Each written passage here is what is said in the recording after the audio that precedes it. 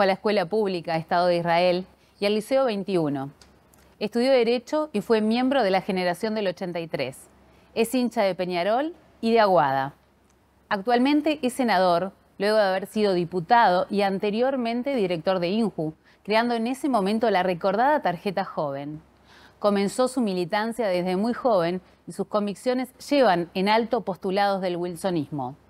Es un convencido que hoy, más que nunca, el Partido Nacional requiere de esa otra visión del país. Algo que con el fallecimiento de Jorge Larrañaga quedó sin un referente claro. Por estos días medita si será o no precandidato dentro de su colectividad. En los próximos minutos vamos a conocer un poco más a fondo a Jorge Gandini. Bienvenido a Retrato Hablado. Muchas gracias, qué presentación, gracias. ¿Te gustó? Sí, bárbara, muy completo. Tu nombre suena como posible precandidato a lo que aportaría una visión y una impronta wilsonista dentro del Partido Nacional. Pero antes de profundizar de este tema, vamos a conocer un poco más al hombre detrás del senador. Sos nacido en Montevideo y son 3 hermanos trillizos. ¿Cómo y dónde transcurrió tu infancia? Nací en el barrio Aires Puros, pero cuando mi mamá tuvo largo tratamiento para que yo naciera, no podía, pero 9 meses después quedó embarazada. Y la sorpresa fue que a la hora del parto, y recién en el parto, se enteró que eran trillizos. Wow. Vinieron 3 más. Así que cuando tenía 18 meses pasamos a ser 4 y hubo que mudarse. Y nos mudamos cerca de ahí, al barrio Brazo Oriental, muy cerquita del Club Colón, un club muy conocido por el básquetbol y por su incidencia musical en aquella época. El Club Colón con los bailes del Coco Bentancur, San Martín y Fomento en la esquina del Movimiento antes de las 11 damas gratis. Hasta el eslogan. Sí, me acuerdo clarito porque vivíamos ahí. Y bueno, allí me crié, estuve hasta que me casé.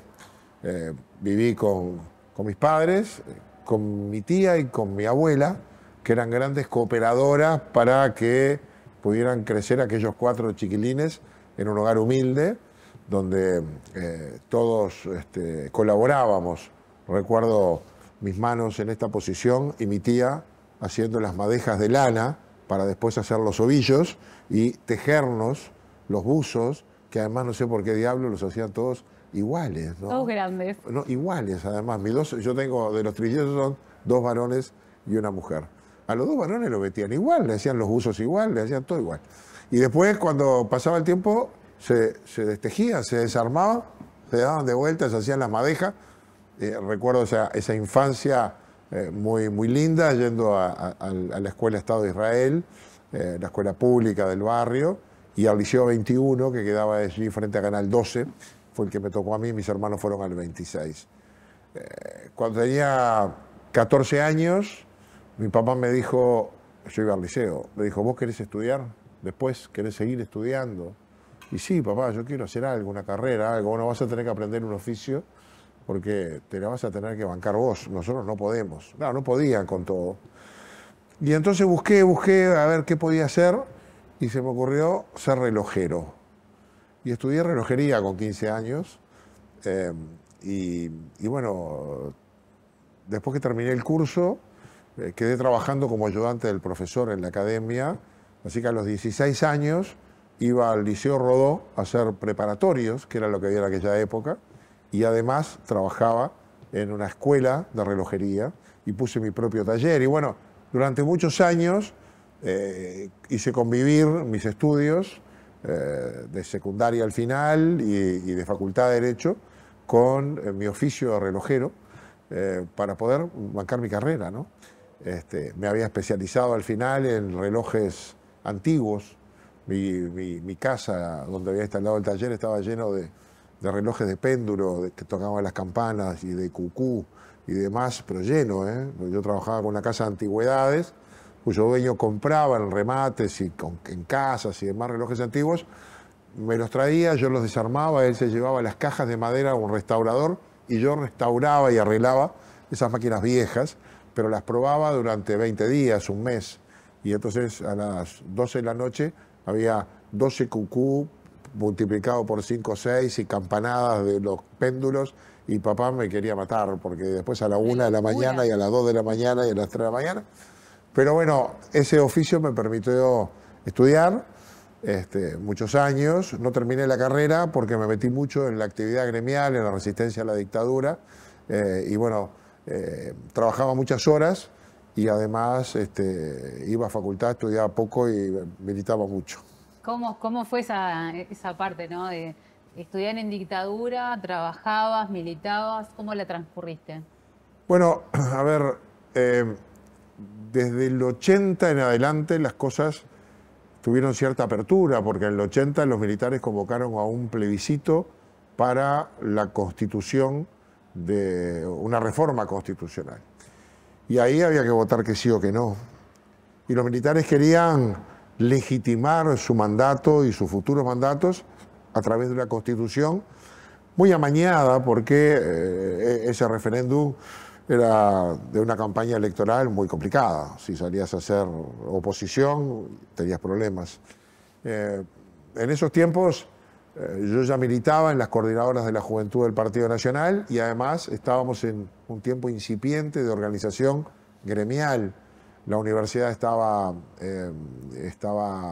intervenida, no había cogobierno, estábamos claramente en dictadura, pero empezaban a hacer la organización estudiantil clandestinamente y a aprovechar desde el 82 para adelante una nueva normativa de la dictadura que permitió la asociación civil. La FEU, la Federación de Estudiantes Universitarios, igual que la CNT, estaban ilegalizadas, no podían existir. Pero formamos la ASEP, la Asociación Social y Cultural de Estudiantes de la Enseñanza Pública, y los trabajadores formaron el PIT, después ahora es el PIT-CNT, para superar aquellas limitantes. Y bueno, y se militaba clandestinamente, y hacíamos reuniones escondidos, y militamos mucho por el no de aquel plebiscito de manera muy complicada, no podías hacer campaña, pero se hacían pequeños adhesivos muy chiquititos del tamaño de un boleto de ómnibus que se ponían en los ómnibus, se pegaban en los semáforos, había un boca a boca, se hacían algunas cosas clandestinas, a mimeógrafo, podías ir preso y procesado tranquilamente si te agarraban con eso, pero había una cosa abajo muy fuerte y nosotros la militábamos desde el wilsonismo, desde las coordinadoras de la juventud, en contacto con Wilson. Nos mandaban algunos materiales por la frontera que también pasábamos clandestinamente, volanteábamos. Yo a esa altura ya tenía, daba clases de manejar y tenía un Fusca. Ese Fusca... ¿También dabas clases de manejar? Sí, ya había ido dejando la relojería y me había puesto en eso. Y tenía, como casi todo Fusca, el piso de atrás estaba picado, un Fusca viejo. Entonces habíamos aprovechado el agujero que tenía abajo, que tapábamos con una alfombra de goma, porque era ideal para pararte en algún lugar a las 3 de la mañana y sin que te vieran, por el agujero depositabas en el piso de la calle un fajo de volantes. Y esperabas que no viniera nadie, aceleraba fuerte, fuerte, fuerte, y salías con todo, y entonces los volantes se desparramaban. Y eso era bárbaro para los complejos de vivienda, que no tenías muchas maneras de hacerlo. Y entonces, de esas 1000 maneras nos íbamos ingeniando, aunque mirá que podías marchar. La dictadura era muy fuerte, en la facultad estaba bravo, pero fuimos procesando un tiempo de apertura y ahí organizamos con la CEP ya en el 82 el renacimiento del movimiento estudiantil, y a nosotros nos tocó fundar, recrear o crear un espacio gremial de fuerte arraigo nacionalista, vinculado muy al partido, no partidario, pero muy vinculado, que fue la CGU, que todavía existe como una corriente gremial universitaria, y participábamos en las luchas internas del movimiento estudiantil, donde la Unión de Juventudes Comunistas era muy fuerte, la IDI y otras vinculadas a lo que después fue el MLN o el MPP muy fuertes, pero los blancos éramos muy fuertes. La incidencia de lo que me contás fue con impacto. Ah, sí, aparte era muy formativo, porque vos te quedabas hasta las 3 de la mañana en las asambleas los consejos federales que se hacían en conventuales o en Facultad de Arquitectura, terminábamos a las 5 de la mañana los viernes, y el debate había que debatir, había que discutir, y se discutían cosas de fondo, y nos alineábamos diferente, teníamos algunas coincidencias con alguna gente de izquierda, muchas con los anarcos de Bellas Artes, ninguna con los comunistas, ninguna con los socialistas, y se discutían cosas estratégicas. Estábamos en tiempos de reorganizar la apertura, por lo tanto existía la multipartidaria, la multisectorial, la inter no sé cuánto, y ahí participaba la FEU, había que llevar posiciones. Desde ahí se organizó el famoso acto del Obelisco del 93, del 30 de noviembre del 93, que todavía se recuerda, con la proclama de Alberto Candó, y nosotros éramos parte de todo eso, y discutíamos los textos, y discutíamos los contenidos de las proclamas, las discusiones eran larguísimas. Pero te formabas, aprendías, sabías que para no perder tenías que leer, tenías que enterarte, tenías que ¿A qué edad prepararte. comenzaste? ¿Joven? Y bueno, yo te diría que mi militancia fuerte empezó en el 80, o sea que yo tenía 22 años. Y nunca paré. Después, cuando vino la democracia en el 85, yo ya integro el directorio del Partido Nacional. Wilson nos dio 3 lugares para la militancia gremial, 3. Y había que elegirla. Y bueno, se hizo una gran asamblea, la Secretaría de Asuntos Sociales tenía varios sectores, el estudiantil, que éramos universitarios, de secundaria y jóvenes de las coordinadoras del interior, de los liceos del interior. Estaba el profesional, estaban los jubilados, estaban los rurales y estaba, no sé, éramos 5 sectores. De todo eso nos eligieron a 3 y yo pasé a integrar el directorio del Partido Nacional que presidía Wilson. O sea, Wilson vuelve, es apresado y mantenido preso en el cuartel de Trinidad mientras hay elecciones. Al otro día de las elecciones que ganó Sanguinetti lo soltaron, fue un poco el acuerdo del Club Naval, el pacto del Club Naval. Y Wilson no tenía ningún cargo, pero por supuesto que la convención del partido, que se reunió en febrero del 85, eligió un directorio, yo estaba en ese directorio, con Wilson presidente. Y esa era la máxima autoridad del partido. Pero además por ahí pasaba todo, porque Wilson era la gobernabilidad de aquellos tiempos de gobierno de Sanguinetti. Y pasaba todo por ahí. Por ahí pasó la ley de amnistía, por ahí pasó la ley de caducidad, por ahí pasaron las leyes de restitución de los funcionarios públicos, por ahí pasaba la estrategia de todos los días, por ahí pasaron cosas como el quiebre de varios bancos de aquel tiempo. Ahí se tomaban decisiones muy importantes porque era Wilson el que lo presidía. Entonces también aprendí muchísimo ahí y también tuve que jugar, ahí tuve que dar opinión, tuve que representar a aquellos que me pusieron ahí, que era la militancia gremial. A mí me tocaba ir a la asamblea del sindicato de la Honda, cuando el conflicto de la Honda, siendo que el dueño de la Honda era suplente de Sumarán en el Partido Nacional. Y sin embargo, mi visión tenía que ser la de los trabajadores. Y esa es la que yo llevaba al partido en un conflicto enorme, complicadísimo para el país, porque la Honda era la principal empresa de transporte interdepartamental que pasó por un larguísimo conflicto sindical. Y muchos sindicalistas eran blancos, porque la Honda tenía sus bases en cada departamento y en los departamentos del interior los trabajadores eran muchos blancos. Y en esos tiempos nos formamos, aprendimos, crecimos, aportamos, conocimos a Wilson, y Wilson fue un tipo genial que además nos abría muchísimo espacio a todos nosotros. Y justamente la figura de Wilson, ¿qué significó para vos? Bueno, a ver, yo te diría que me empecé a hacer blanco. Yo vengo de familia colorada, pero muy colorada. Yo tengo en mi memoria que mi mamá me llevaba de la mano, siendo chiquito me acuerdo de ir de la mano de mi mamá a los actos de Alba Roballo, que era colorada. Después se fue al Frente Amplio, pero era una legisladora del Partido Colorado. Y yo iba a los comités colorados. Pero con los años de la dictadura eso, lo político se aplacó y yo empecé a leer. Y un día cayó en mis manos un libro de Javier de Viana, Historia de la Divisa o Cuentos de la Divisa. Bueno, cuando yo empecé a leer aquellos cuentos, yo dije, pero yo estoy de este lado. Eran los cuentos de la Revolución. Javier de Viana, gran escritor, participó era uno un revolucionario más, a caballo en las noches de la revolución, y ahí escribía los cuentos. Y yo dije, pero yo tengo que estar de este lado. Y empecé a hurgar en la historia y me empecé a hacer blanco. Pero después conocí a Wilson, y entonces empecé a leer sobre Wilson. Y empecé a leer el programa del 71 de Nuestro Compromiso con Usted. Yo era muy chico, tenía 13 años en ese momento, y vivía en un hogar colorado. Era muy militante ya era delegado de clase en tiempos muy convulsionados antes de la dictadura, pero a Wilson lo veía con simpatía, pero todavía no entendía.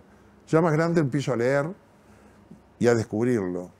Y entonces me empiezo a involucrar, con el símbolo de la resistencia, con el paladín de la libertad. Y empiezo a escuchar los cassettes que Wilson mandaba del exterior. Y entonces Wilson para mí fue la luz, fue aquella persona que decía con claridad lo que yo pensaba y no sabía decir. Después me enteré que eso es un poco lo que hace un líder, ¿no? Representar a la gente en su pensamiento. ¿Tenías relacionamiento con Wilson en el exilio? Poco. Llegué sí sobre el final a ir a Buenos Aires, a las reuniones que se hicieron con él, preparatorias de su venida a Montevideo. Entonces, ahí lo conocí personalmente, antes no. Tuvimos algunas reuniones también cuando empezamos a armar la Secretaría de Asuntos Sociales, que para la mayoría de los dirigentes de mi partido hacer una cosa con militantes gremiales y sindicales era tema de comunistas. No lo concebían. Además nosotros éramos todos barbudos, pelo largo, mirá que nuestra estética no era muy la de los blancos de Pocitos. Y Wilson nos enganchó, entendió lo que le estábamos planteando y nos bancó y nos respaldó en todo el proceso. Y alguna de esas reuniones la tuvimos en Buenos Aires. Pero te diría que eso fue ya 83, 84, ¿no? Sobre el último tiempo de la dictadura. Cuando vos estabas integrando la Secretaría de Asuntos Sociales, bueno, trabajaste directamente con él, con este referente, ¿cómo fue para vos? Bueno, era el único que nos entendía un poco, ¿no? Que bancaba el razonamiento que podíamos tener nosotros, que veníamos compartiendo nuestra militancia en sectores controlados por la izquierda. Lo hacíamos desde lo blanco, era un territorio difícil, muy árido. Si te descuidabas, te chupaban a la gente, los frentistas te convertían en algún blanco y te lo pasaban para el otro lado. Tenías que estar muy firme ideológicamente, pero además no te gustaba perder siempre, así que ibas al debate. Y Wilson nos bancaba mucho en eso, ¿no? Y nos daba mucho espacio, hasta económicamente, que pudiéramos tener nuestra sede, que pudiéramos viajar al interior, que pudiéramos ir armando las bases en todos lados para competir. Mirá que de allí salió toda una generación de políticos que todavía están, ¿eh? Yo me acuerdo cuando a mí me tocaron armar las coordinadoras de estudiantes nacionalistas del interior, que eran grupos, gremios de secundaria, pero del interior. O sea, estamos hablando de pibes de 13, 14, 15 años. A mí me tocó, yo me tomaba la onda y me iba a Tacuarembó, porque me decían que había un pibe bárbaro que era blanco y que era presidente del liceo. Y yo no sabía quién era, pero me tomaba la onda y allá me iba al liceo. Y ahí encontré que ese pibe blanco era Carlos Enciso, hoy, que fue el intendente de Florida, hoy el embajador.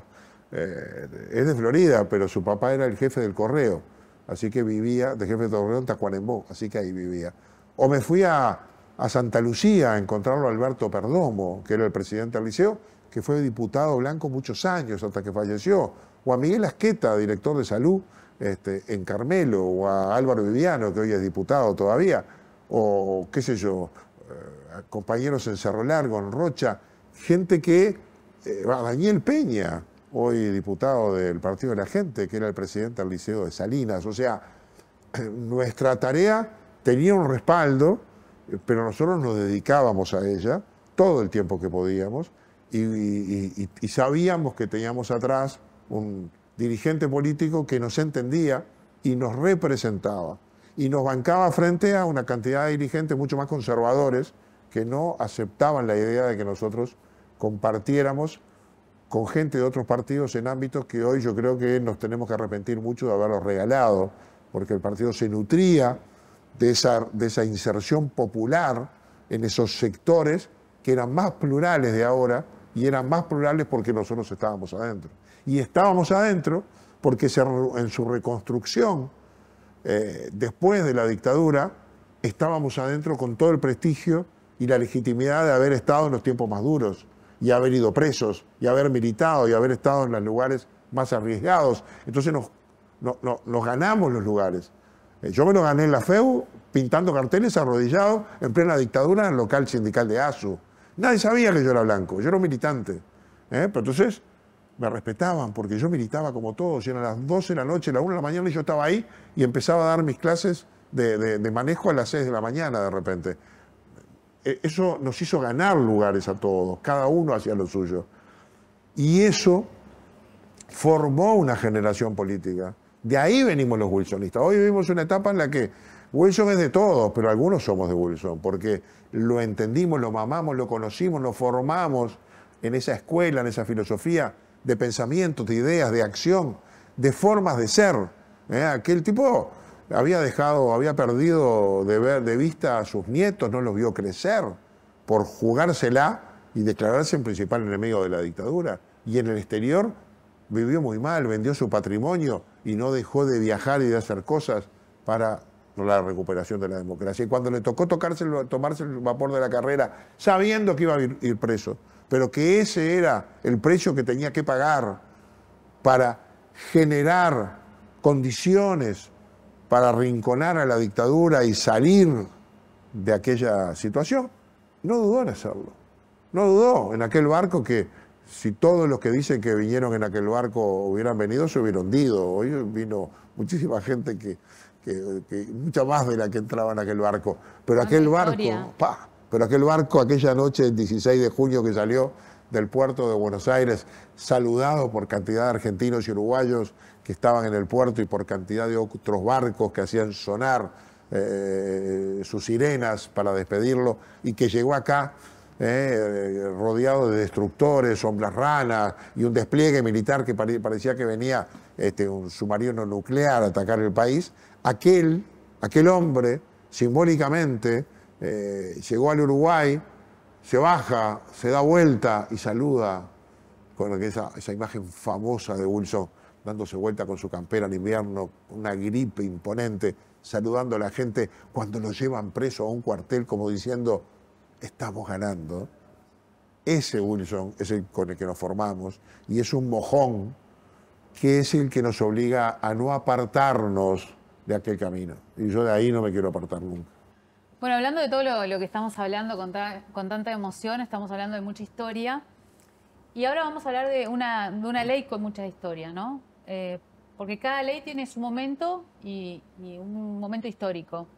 Pero la ley de caducidad dejó a muchos dirigentes nacionalistas enojados, desconcentrados, muchos dirigentes gremiales que votaron verde, luego no volvieron. ¿Cómo ves hoy, a la luz de los años, esa norma que tuvo a Wilson, que fue autor, como uno de sus principales protagonistas? Fueron tiempos terribles, ¿no? Muy difíciles. Y muy difíciles para todos nosotros.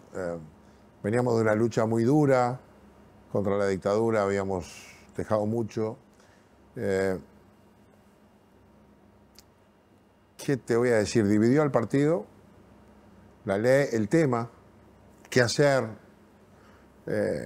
Tuvimos enormes dificultades. Sumarán había pergeniado algunas soluciones mejores. Alguna de ellas la había pergeniado con Batalla, que estaba en el Frente Amplio, pero los sectores radicales de la izquierda amputaron esa posibilidad y cayó esa ley. Y terminamos en la ley de caducidad, que fue la respuesta a un casi quiebre institucional de nuevo, a una desobediencia militar, cuando llegaban citaciones a los militares a comparecer ante la justicia. Y Wilson, que era el que tenía la mayor autoridad, porque militares y frente amplistas acordaron en el Club Naval una salida sin resolver ese tema, sin resolverlo. Blancos no, militares, colorados. No, porque nosotros no fuimos al pacto del Club Naval y Wilson estaba preso mientras acordaron. Acordaron con Wilson preso. Y Wilson fue el que pagó el precio, porque al final Frente Amplistas y Colorados pudieron participar de la elección. El Frente aceptó que Seregni quedara proscripto, pero nosotros teníamos a Wilson preso. Y fuimos heridos a ese proceso. Y gana Sanguinetti. Pero después de eso, las castañas del fuego las saca Wilson, que era el que tenía mayor autoridad moral para poder encontrar una salida que no nos condujera a un nuevo enfrentamiento, a un nuevo quiebre en una democracia que había nacido con debilidades, que nació así por acuerdo. El camino que habíamos soñado y pensado los blancos era el de confrontar con la dictadura hasta tirarla. El camino que arreglaron los comunistas, que controlaron al Frente Amplio con Seregni a la cabeza después en esa negociación, los colorados con Sanguinetti y los militares, fue la de negociar, fue una salida negociada. Y en la negociada, al decir de Seregni, no se hablaron de estas cosas, pero sobrevolaron o subyacían.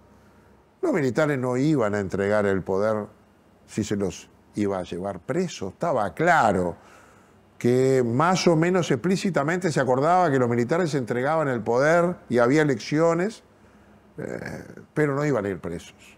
Ahora, lo que pasó después de eso fue que hubo elecciones, pero los blancos, que teníamos que haber ganado esas elecciones, no lo pudimos hacer porque Wilson estuvo preso. Y después se fue desarmando, hubo sí una amnistía para los presos políticos inmediatamente, todos los tupamaros, sin importar por qué delitos estaban, y sobre la base de que estaban presos en condiciones infrahumanas en algunos casos, pero sobre todo que no habían tenido un fallo judicial por una justicia libre e independiente, sino por una justicia militar, votamos una amnistía y todos salieron. Y la contracara de eso terminó siendo la ley de caducidad, pero no fue fácil de entender, ni por la militancia, ni por algunos sectores del partido. Wilson bancó, se aprobó, el directorio votó 12-3 a favor, a mí me tocó votar, yo estaba en ese directorio, Carlos Julio votó en contra, se quebró el Movimiento por la Patria, hubo 6 diputados y un senador que se le fueron a Wilson, formaron la UVP, ninguno salió nunca más ni diputado ni senador, también lo digo de paso para que todo el mundo tenga claro, hicieron aquello creyendo que la gente se lo iba a reconocer, nunca más salieron. Y a Wilson lo rodeamos nosotros, pero perdimos militantes sindicales, y tuvimos que ir a un plebiscito ya en el 89, con Wilson muerto, voto verde, voto amarillo, para confirmar o no.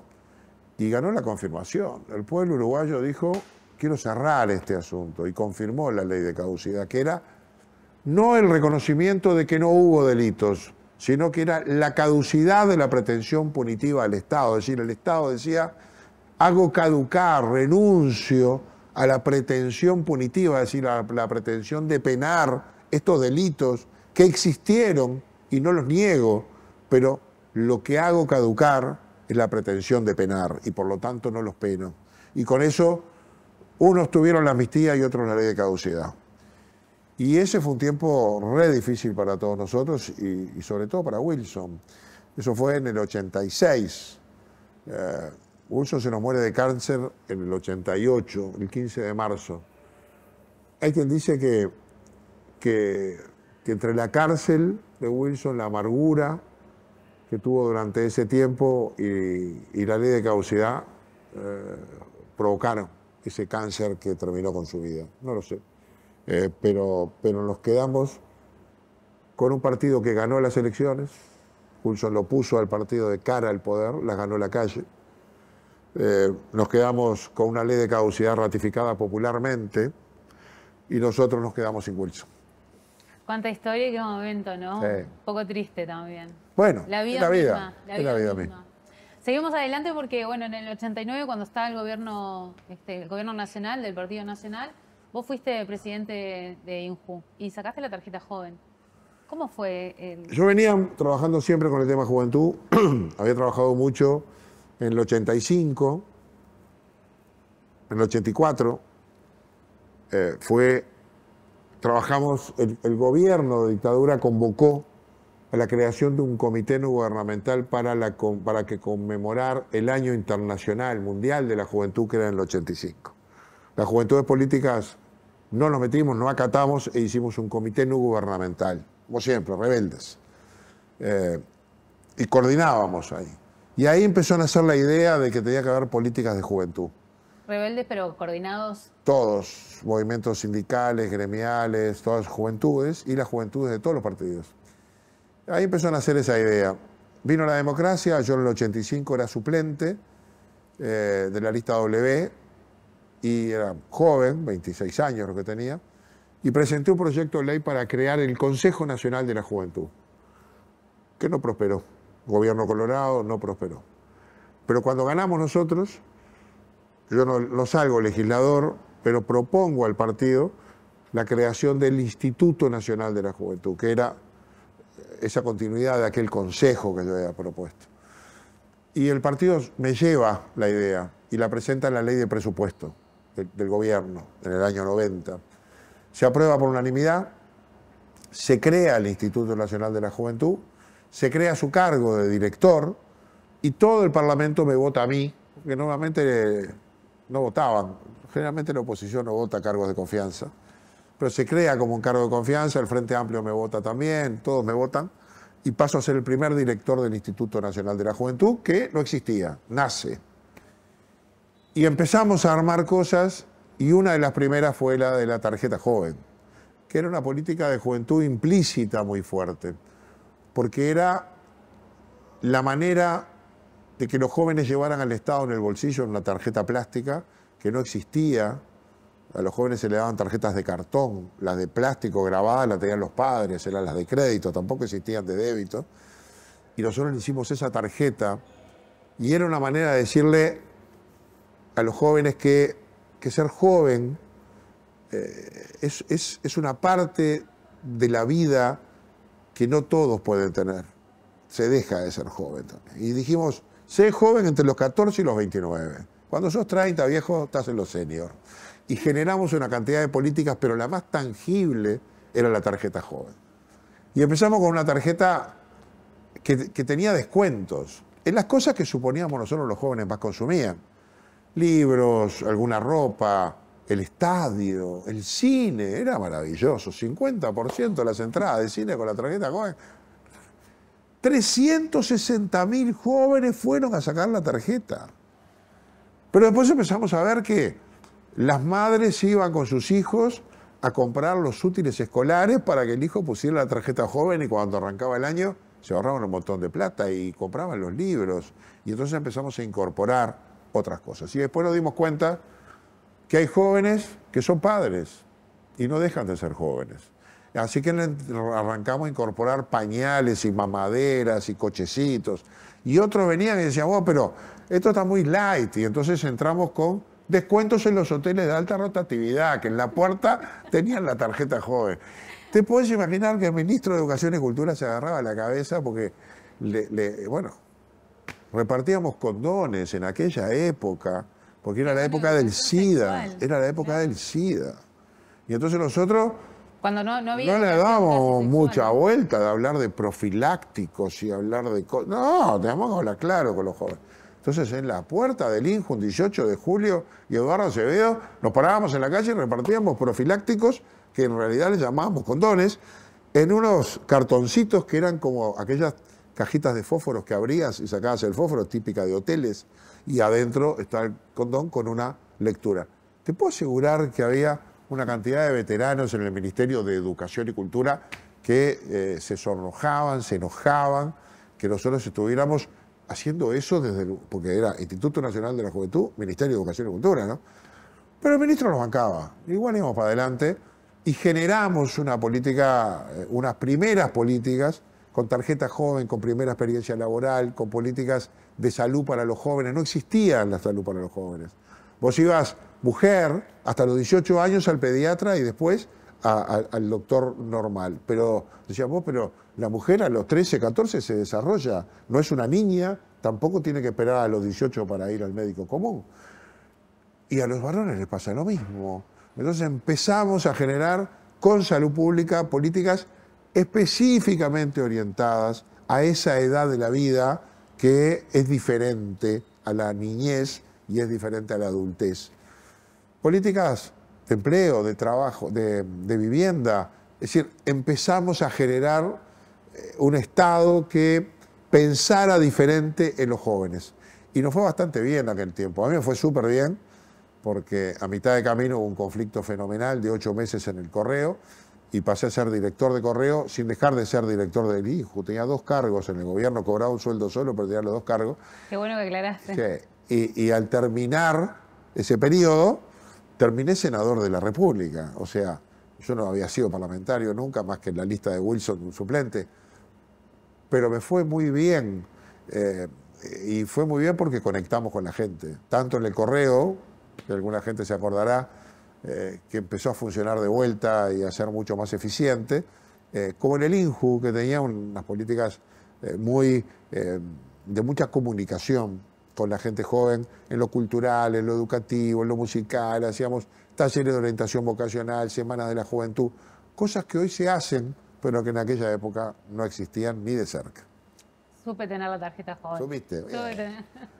Vamos a cambiar de tema. Hoy dijiste en una nota que te realizamos para Portada que te propones ayudar al Partido Nacional que crezcan gente, y para ello la clave es una candidatura wilsonista. ¿Vos crees que sin esta visión el Partido Nacional pueda perder? A ver, no quiero que se confunda y creer que uno tiene una visión pedante de la cosa. Creo sí que todos somos necesarios. Creo que el partido se encamina ya a definir su menú electoral. A final de este año, todos los partidos nos van a decir quiénes son sus candidatos para competir. Y particularmente el Frente Amplio, los Colorados y nosotros, que somos los que tenemos interna. En el Partido Nacional siempre creímos desde Por la Patria que había que recomponer un espacio wilsonista, particularmente después de la muerte de Jorge Larrañaga, que representó durante mucho tiempo ese espacio en el partido.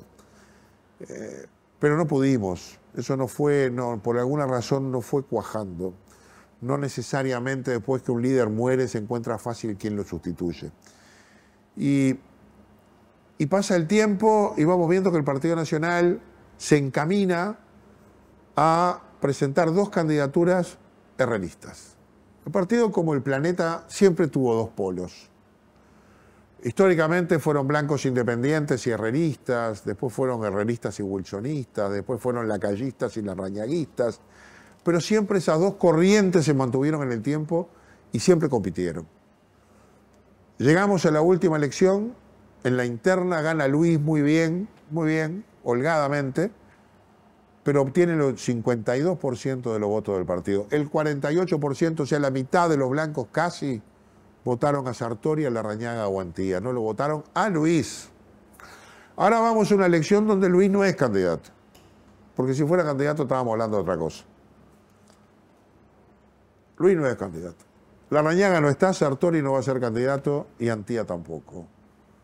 Entonces, el partido tiene que recomponer su figura, tiene que presentar una oferta atractiva. Y lo que estamos teniendo hoy es que un polo del partido se presenta con 2 candidatos que sustituyen de algún modo a Luis. Uno más cercano a la torre ejecutiva, más de aire fresco, la otra más herrerista, más de la calle Herrera, más de la tradición herrerista. ¿Y nosotros? ¿Dónde estamos? Yo no creo que los wilsonistas estemos cómodos allí. Si después de la interna ganan, nos enfilamos atrás y a muerte con el que gane. Pero antes tenemos que abrir bien los brazos para convocar a la mayor cantidad posible. Y aquellos... ¿Crees que si gana un herrerista el Partido Nacional pueda perder? No, pero si ganó un herrerista como Lacalle Pou y el Partido Nacional ganó, no es eso. Pero es que la elección pasada la ganamos por 30.000 votos en el balotaje. No nos sobró nada. Justo. No podemos perder nada. Le tiene que ir bien a los colorados, le tiene que ir bien a Cabildo, nos tiene que ir bien a nosotros. Y para que nos vaya bien a nosotros tiene que haber un partido que trate de representar y darle comodidad a todos sus electores y sobre todo motivación para que todos militen, dediquen tiempo y energías, porque la elección se define en una parte en la militancia. El Frente nos metió una doble dosis de militancia en los últimos 30 días camino al balotaje y entre octubre y noviembre Nosotros perdimos 160.000 votos. Ganamos nada más que por 30. El Frente había sacado 42%, sacó casi 50% en un mes. Y eso no fue por la candidatura maravillosa de Daniel Martínez y Graciela Brillar, con todo respeto. Eso fue por una brutal militancia cuerpo a cuerpo, mano a mano, que comió orejas, que le dijo a la gente cosas no siempre ciertas, pero que doblegó votos de gente que antes, un mes antes, había votado los partidos que estaban en la coalición. Sí, la militancia es muy importante. Y el wilsonismo tiene que recurrir de nuevo a la militancia, tiene que sacar a la gente de las casas, tiene que enloquecer al partido, tiene que militar el partido, porque si el partido no hace una oferta de buena gestión y de buenos candidatos, pierde, vuelve a ganar el Frente Amplio, y eso creo que sería como aceptar que la resistencia al cambio volvió a ganar. Hoy tenemos una fuerte tensión entre el cambio y la resistencia al cambio. El cambio es la coalición del gobierno y la representa Luis Lacalle Pou. La resistencia al cambio es el Frente Amplio del PIT-CNT y la representa Fernando Pereira, que es no a todo. Ni siquiera se sonríe o aplaude cuando se rebajan impuestos. Nada le sirve. Fernando Pereira, cuando era presidente del PIT-CNT, nos caceroleó a los 15 días de la emergencia sanitaria porque estaban a favor de la cuarentena obligatoria. Tengo el video, ando con él para que nadie se olvide. Esa resistencia, el no a todo, es la que podría volver a ganar. Bueno, legítimamente, está bien. Ahora, nosotros tenemos que sacar todas las fuerzas que tengamos para poder competir y que gane el que sea. No le hago entonces acá ningún reproche a la mayoría partidaria, que está haciendo muy bien lo que tiene que hacer. El reproche nos lo hacemos a nosotros.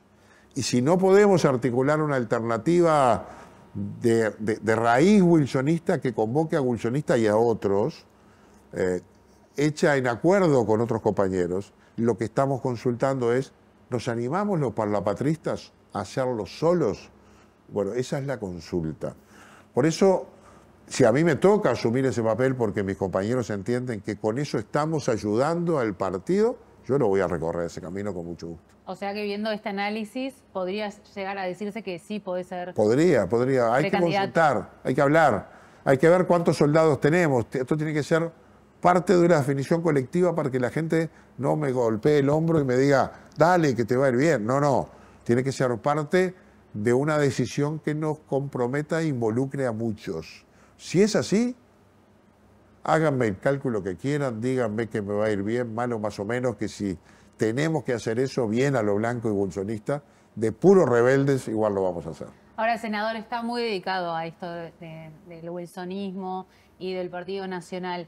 ¿Quedó en el olvido la Intendencia de Montevideo, sí. Intendente?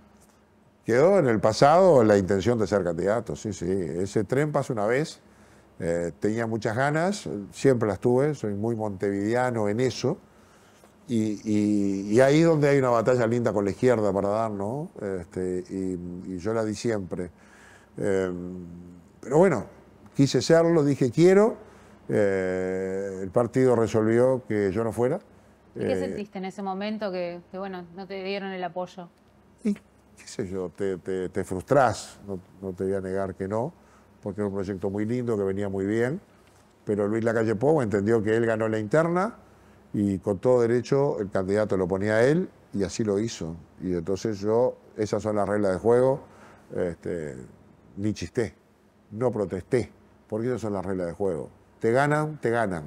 Yo no competí, compitieron Larrañaga y Lacalle Pou en la interna partidaria y la ganó Lacalle Pou. Yo estaba con Larrañaga, Luis me dijo, el candidato lo vamos a poner nosotros. ¿Te equivocás, Luis? Me parece que todos tenemos que juntarnos en un objetivo diferente, pero si es tu decisión, yo la acompaño y la acompañé. Ahora voy a volver a ese tema, pero justo que me decís, yo lo acompaño. Hace días atrás le hicimos una entrevista a la vicepresidenta Beatriz Argimón, de corriente wilsonista. Antía y Botana tienen su corriente también con peso wilsonista. ¿Por qué no se juntan todos? Y bueno, lo que te decía, no pudimos. No pueden ahora tampoco. Antía, Botana volvieron a Mejor País y están formando un grupo, pero no con la idea de sacar una candidatura que compita con Álvaro Delgado o Laura Raffo, sino de acompañar una de esas dos, seguramente la de Álvaro Delgado. Beatriz Argimón sí tenemos con ella muchas coincidencias, ella está armando su grupo, todavía queda tiempo, tenemos buen diálogo, hablamos, veremos si corremos los dos, si ella es candidata y yo soy candidato, si nos juntamos o si ella decide acordar con alguna de estas dos candidaturas. Nosotros tenemos la decisión de no acordar con esas candidaturas, tenemos la decisión de tomar la decisión y si la decisión es tener nuestra propia candidatura, seguir hasta el final. Seguir hasta el final. Voy a volver a Montevideo. ¿Qué pasa con la Intendencia de Montevideo? Por ejemplo, Laura Raffo vota bien, trabaja para Montevideo, pero también quiere ser precandidata. Bueno, es una u otra, ¿no? Bueno. Claro, pero ¿qué le pasa al Partido Nacional con la Intendencia de Montevideo? Y le pasa que tiene un problema histórico. Por eso cuando yo salí en aquel momento, fue muy lindo porque todos nos involucramos en un proceso diferente. El partido ganó una vez en la historia Montevideo con Daniel Fernández Crespo, una vez, una. Antes nos ganaban los colorados, desde el 89 nos gana el Frente y no baja el Frente. Y nosotros concebimos la idea de hacer algo de largo plazo, que trabajara a los 5 años, que fuera por acumulación, que si una elección perdía, siguiera para la otra. Y además concebimos la idea de juntarnos, fuimos anteriores a la coalición. Yo lo digo en persona, creé un partido político. Me paré en la esquina de 18 de julio y Ejido con unos compañeros a levantar las 1.000 o 13.000 creo que eran firmas para formar un partido. Y la juntamos. Y formamos el Partido de la Concertación. Y el Partido de la Concertación se iba a presentar y se presentó con 3 candidatos, con la idea de que fuera uno blanco, uno colorado, y en aquel momento fue Novik. ¿Se arrepintieron de eso? No. El proceso formal lo recorrimos. Para juntarnos, generar una sinergia y competir con el Frente. Pero después, claro, yo no fui candidato, tampoco fue candidato por esa misma razón un buen candidato colorado como era Ney Castillo y participamos más o menos como siempre a último momento. Ahora habíamos diseñado un camino con Laura Raffo, que anduvo bien, que como no se armó el Partido de la Concertación, fuimos todos en el Partido Independiente, escondidos ahí bajo ese lema, para poder votar juntos. Y Laura Raffo votó bien. Entonces dijimos, bueno, sigamos este proceso por acumulación y lleguemos a la elección del 2025, ahí sí, con un Partido de la Concertación, con Laura Raffo candidata blanca, más un colorado, más uno de Cabildo. Habíamos pensado hasta en Salinas. Y para eso fuimos acumulando, creamos una departamental poderosa, con diputados de Montevideo y ediles, tenemos una sede, tenemos una fundación que los apoya, hay alguna gente rentada, dedicada todo el día a esto, todo bien, pero en un momento Laura Raffo tomó una decisión legítima que es dedicarse a lo nacional. Y en la medida que se dedica a lo nacional, no puede dedicarse a lo departamental, no solo porque políticamente es muy complicado, sino porque formalmente no puede. Quien participe en la interna de un partido, en cualquier cargo, no podrá participar en el proceso electoral en otro partido. Es decir, si ella es candidata en la interna a la presidenta por el Partido Nacional, no puede ir por el Partido de la Concertación como candidata a intendente por Montevideo. Así que es una o es otra.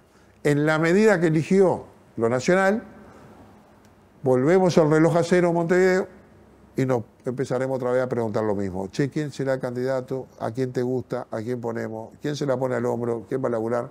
Todas esas cosas. Bueno, ahora vamos a volver para cerrar, finalizar, a lo que contábamos hoy al principio, ¿no? El hombre detrás del senador, del político. Tenés 3 hijas. 3 hijas. 3 hijas. ¿Es verdad que tenés una sola tele? ¿O en algún momento tenías una sola tele y los juntabas a todos para que sí, no se dispersen? En casa hay 3 reglas. Arriba, que es donde están los cuartos, no se come, no sube la perra y no se ve televisión. Y sigue estando esa regla. Y el televisor es porque si no cada uno... Bueno, ahora me mata un poco las computadoras, ¿no? Que te sustituye. Pero la idea es que tengamos que negociar qué vemos, pero lo veamos juntos. Particularmente yo que estoy poco. Yo a veces llego más o menos entre las 10 y las 11 de la noche todos los días, porque la política se hace de noche.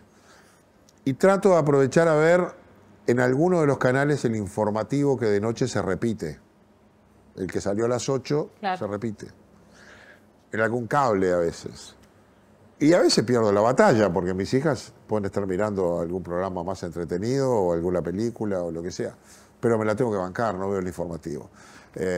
Son esas negociaciones. También te voy a decir que de esas 3 hijas tengo a la mayor, ahora casada, ya no vive con nosotros, ya hay un cuarto vacío.